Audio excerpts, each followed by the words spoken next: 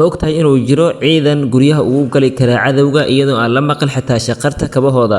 maanta waxaan ka shafaynaa 5 ciidan ee adduunka ugu khatarta badan kuwaas oo si gaar ah loo tababaray. halkan waa kanaalkeena cusub ee fahamka nolosha. waxaan kusoo gudbinaa xaqiiqooyinka iyo xogta caalamka. subscribe saar si aad ula socoto muuqaalada xiga. waxaan ku bilaabaynaa kaalinta 5aad oo ay fadhiyaan ciidanka militariga iyo booliska dalka Faransiiska ee loo yaqaano GIGN, kuwaas oo ah quwadda koowaad ee qaaradda Yurub marka laga hadlayo la dagaalanka maafiyada iyo badbaadinta maxaabiista. ciidankan waxaa la aasaasay kadib markii lagu guuldareystay badbaadinta ciyaartooygii lagu haystay magaalada Munich sanadkii 1972, markaas ay dunidu garawsatay in loo baahan yahay ciidamo u tababaran la macaamilka afduubka khatarta ah.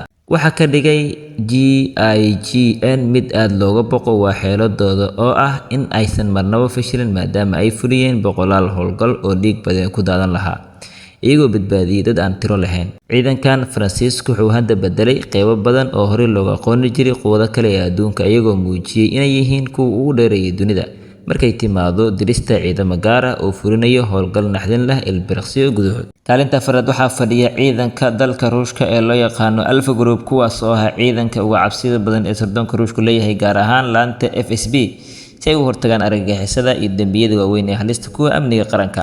kooxdan waxaa la aasaasay sanadkii 1974 iyadoo laga jawaabayo baahida loo qabo ciidamo ka dhex dagaalami kara gudaha magaalooyinka. Ruushku wuxuu caan ku yahay tababarka naxariis darrada ah ee ciidanka lagu tijaabinayo xaaladaha ugu xun oo bini'aadamka qiyaasi karin, iyadoo lagu barayo dagaalka magaalooyinka iyo midka baadiyaha oo ah meeshay uga wadabadihiin ciidanka Alpha Group. waxay caan ku yihiin mashiino dagaal oo aan marnaba ka dibdhicin amarka madaxda sare, iyagoo fuliyay howlgallo maxaabiis badbaadinta ee ugu khatarta badan dunida, sida howlgalkii tiyaatarka Moscow ee sanadkii 2002 iyo weerarkii Belzen ee sanadkii 2004. inkastoo howlgalladaasi dhiig badan ku daatay, haddana waxay muujiyeen awoodda naxariis darrada ah ee Ruushku leeyahay inuu tirtiro cadow kasta oo gudahooda kusoo dhiirada.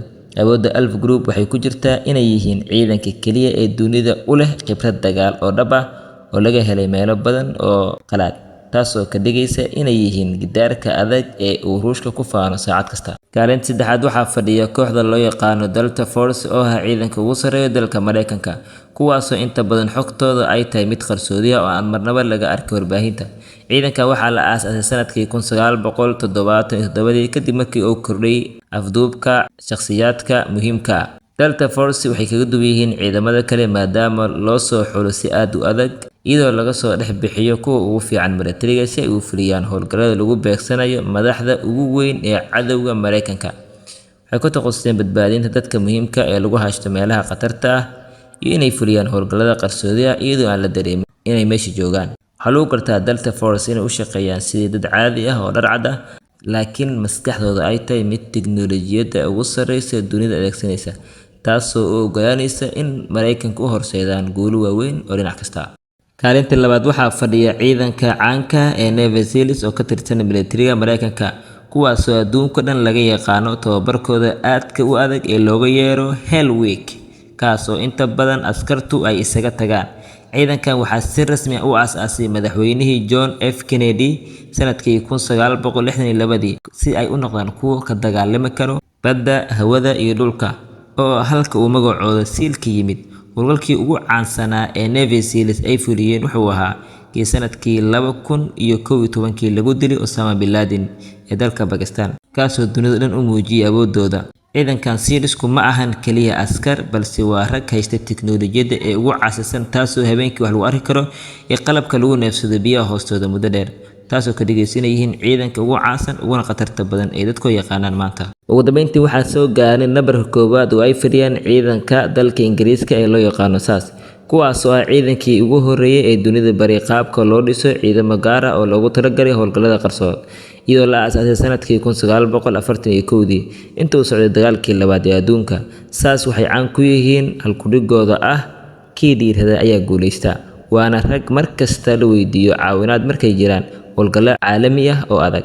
tababarkooda waa mid ka mid ah kuwa ugu khatarta badan dunida, halkaasoo askarta lagu tuuro saxaraha ama kaymaha iyagoo aan haysan wax cunto ah, laguna amro inay kasoo baxsadaan cadowga muddo toddobaadyo ah. mid ka mid ah howlgalladii ugu caansanaa wuxuu ahaa kii sanadkii 1980 markaas oo ay soo afjeedeen go'doonkii safaaradda Iiraan ee magaalada London, iyadoo dunida ay si toos u aragtay xirfadooda toogashada iyo xawaaraha sare ay ku fuliyeen badbaadinta. Saas waxay fuliyeen howlgallada sirdoonka qarsoon iyo la dagaalanka argagixisada meel kasta oo adduunka, iyagoo adeegsanaya xogta ugu dambeysa ee sirdoonka Ingiriiska, taasoo ka dhigaysa inay yihiin ciidanka ugu tayada sarreeya ee ibid caalamka soo maray. Kuwaani waa 5 ciidan ee sida gaarka ah u tababaran, kuwaasoo kaalmo hore kusoo galay waxqabadkooda iyo tayadooda. Ma is leedahay in ciidankeena sanadaha soo socda uu kasoo muuqan doono kaalmaha hore ee adduunka? fadlan noogu reeb fikirkaada qaybta faallada. Saaxiib, haddii intaan la soo gaartay, fadlan akoonka subscribe video like saar noona sii share garay mahadsanid.